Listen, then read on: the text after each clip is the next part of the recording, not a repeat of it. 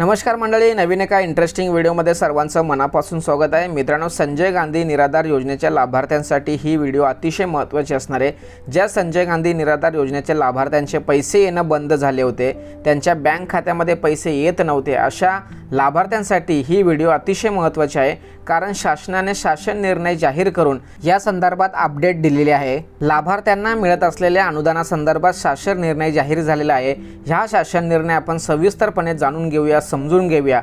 चॅनलवरती जर नवीन असाल तर कृपा करा चॅनल सबस्क्राइब करा। अशाच महत्त्वपूर्ण अपडेट या चॅनलवरती येत असतात। चला तर मित्रांनो, व्हिडिओला सुरुवात करूया। ज्या लाभार्थ्यांच्या बँक खात्यामध्ये संजय गांधी निराधार योजना तसेच श्रावणबाळ सेवा राज्य निवृत्ती वेतन योजना यांचे पैसे जमा होत नाही, अशा लाभार्थ्यांसाठी हा व्हिडिओ किंवा हा शासन निर्णय अतिशय महत्त्वाचा आहे। 30 मार्च 2024 रोजीचा हा शासन निर्णय आहे आणि या शासन निर्णयामध्ये असं म्हटलं आहे की सन 2023-24 या आर्थिक वर्षाकरिता संजय गांधी निराधार योजना व श्रावणबाळ सेवा राज्य निवृत्ती वेतन योजनेच्या अंमलबजावणीसाठी प्रशासकीय खर्चाकरिता ₹15 कोटी एवढा अर्थसंकल्पीय तरतूद मंजूर झालेली आहे।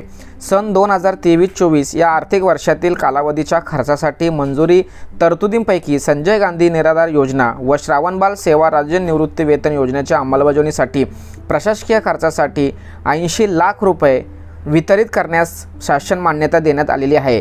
तसेच मासिक विवरणपत्रानुसार निधी पुढे मागे ओढून देण्याची सुविधा अर्थसंकल्पीय अंदाज वितरण संनियंत्रण प्रणालीमध्ये देण्यात आलेली आहे।